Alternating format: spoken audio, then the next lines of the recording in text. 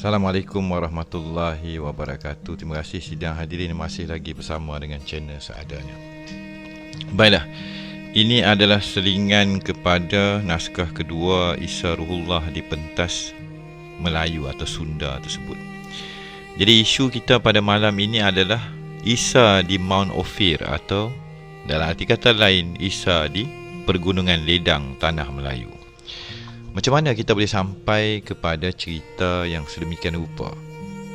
Lantas kita berbalik kepada suatu zaman, iaitu Isa in the land of Solomon Mine. Maksud dia, Isa pernah ada di wilayah yang dikatakan negara lumbung Nabi Allah Sulaiman. Jadi kalau kita baca secara literal ni, di antara ribuan keturunannya daripada Raja Sulaiman, ada seorang carpenter. Carpenter ni saya telah kupas dalam buku naskah pertama saya, itu negara. Carpenter itu bila kita kalih, dia adalah Ba Negara. Sempena nama ibunya Ba Maryam, Negara Maryam. Ianya adalah Jesus of Nazareth,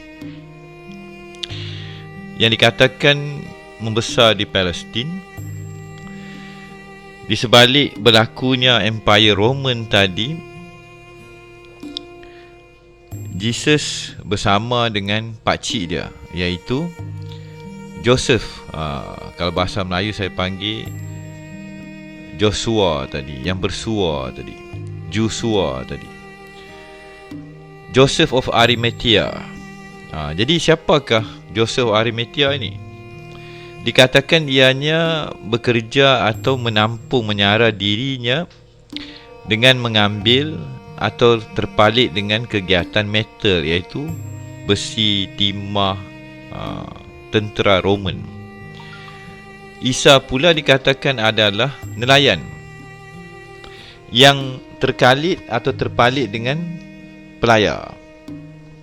Lantas dikatakan dalam setengah kajian, ianya telah sampai ke Tin Island, iaitu dikatakan inilah yang dimaksudkan Perak tadi, pera di dalam video sebelum ini, iaitu Kepulauan Timah, yang telah diguna pakai oleh tentera Roman dalam membuat tembaga dia ke, timah ke, ekstrak ke, campuran. Dia juga dikatakan relau Kedah Tua tadi. Lantas kita kembali kepada satu cerita yang tak pernah lagi dibuka selama ini, iaitu nama kepada Aurea Chesonis.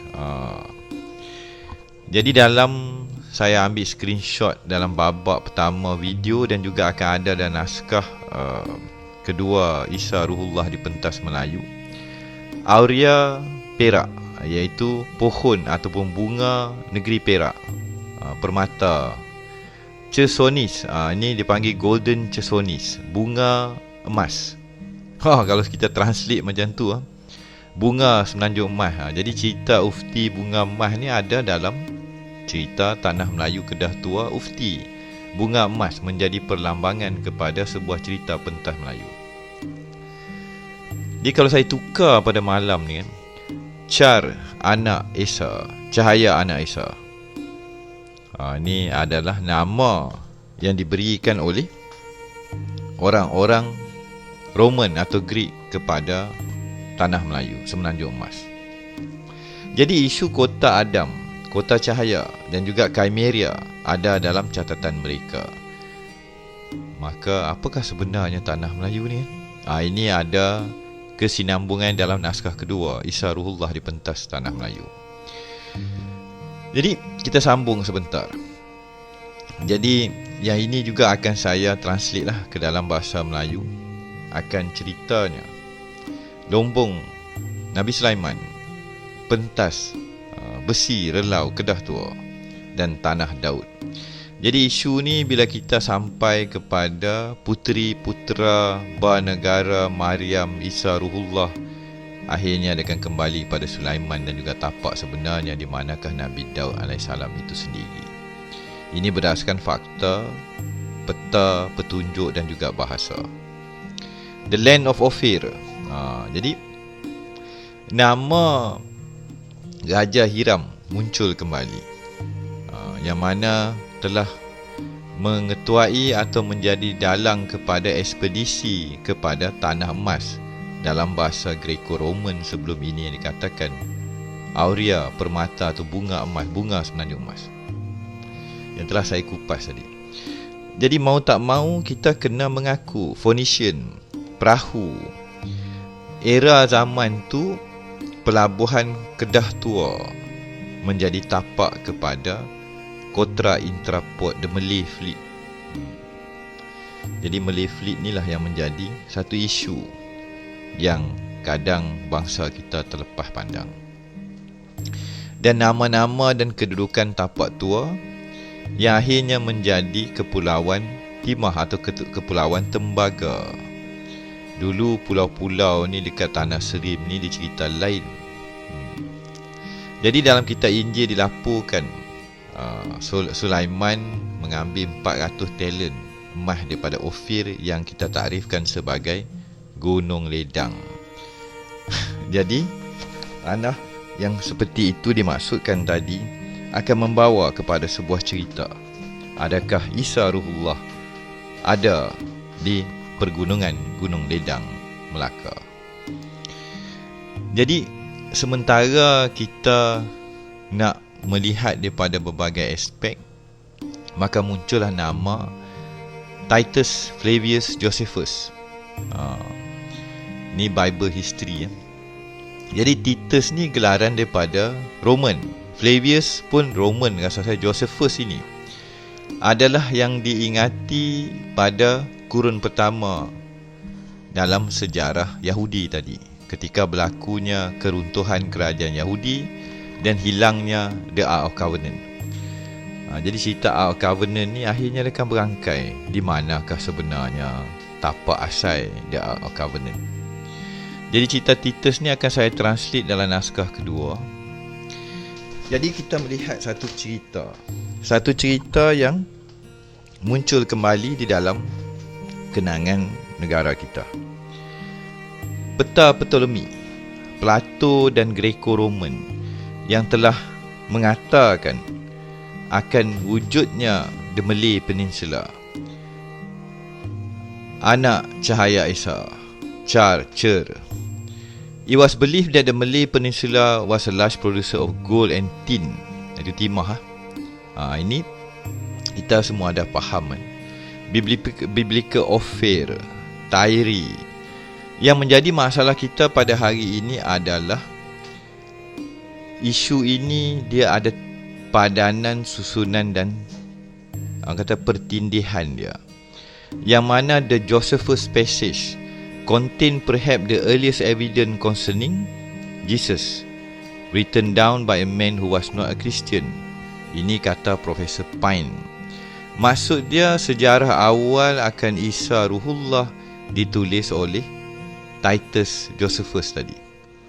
Dan juga cerita Plato, cerita Ptolemy akan Golden Kesoni in the Malay Peninsula. Ni geografer dan Ptolemy. Jadi bila Titus Flavius Josephus tadi terpalit dan bersama dengan ketumbukan kerajaan Roman, pastinya ia akan kembali kepada sejarah Roman tadi. Isu sejarah dan juga susun atur sejarah Hebrew, Talmud ke Torah tadi nanti, Taurat, Zabur dan Injil akan saya kupas dalam naskah ketiga Isa Ruhullah di pentas Melayu. Jadi kalau kita berbalik kat sini, maka muncul nama Melaka dalam The Golden Kesoni, dalam kesinambungannya kerajaan Melayu yang terakhir sebelum dilanggar oleh tiga negara triparti tadi, tiga syarikat. Ni daripada Bibliotheca Classica or Classical Study 1831.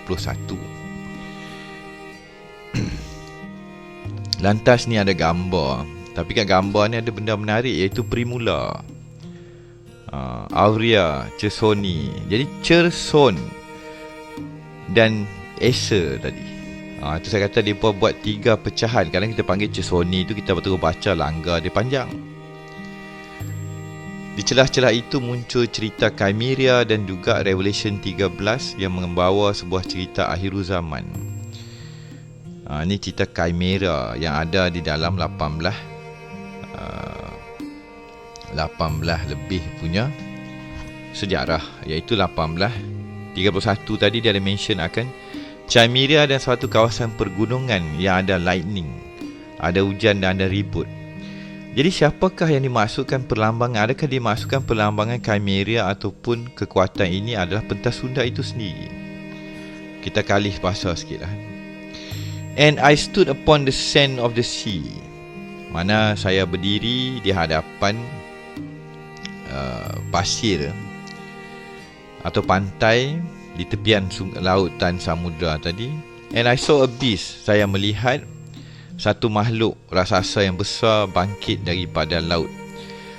7 kepala dan 10 tanduk. Di atas tanduk dia 10 crown, ada mahkota 6 raja kot kan. 8 raja, 10 raja.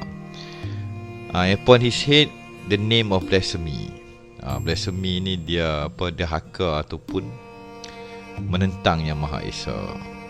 And the beast which I saw was like unto a leopard. Dia ada badan dia macam dia katakan harimau. Harimau. Leopard ni kita kata, saya lupa pula dah kan. Citah lah. Citah ni leopard. Kita harimau Melaya, dia belang-belang kan.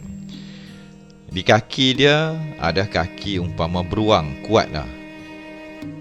Mulut dia adalah mulut umpama seekor singa. Dan yang ini paling pelik. And the dragon gave him his power and his seat and great authority. Kekuasaan daripada naga. Naga Asia ni lain sikit kan. Jadi perlambangan ni kalau saya kupas sekejap lagi manusia pening kan. Sebab kita dah pergi cross border. Jadi cerita ni ada. Lantas di akhir sebuah penceritaan, bagaimanakah hendak kita meletakkan akan sebuah cerita yang mereka sendiri tulis, mereka sendiri kaji, yang akhirnya mereka pecah. Mereka mengatakan di sana, tapi di celah-celah itu kita ada bukti, kita ada susunan yang mengatakan kebanyakan cerita mereka adalah di sini. Masih lagi dalam konteks teori, hipotesis, white paper, di dalam sebuah penceritaan mencari kebenarannya di akhir zaman. Kita akan bersambung dalam babak ketiganya nanti. Kenapa isu atau kisah Isa Ruhullah ini amat menarik? Kerana di akhir zaman ianya akan bersama dengan Al-Mahdi Al-Muntazar. Ada setengah orang telah mengatakan baginda akan muncul daripada timur. Di sini kita akan terkenang akan satu nama, Adi Putra, putra tunggal di Gunung Ledang, yang menjadi gurunya kepada Datuk Laksmana Hang Tuah. Putra tunggal adakah sinonim dengan anak Tuhan Isa Ruhullah?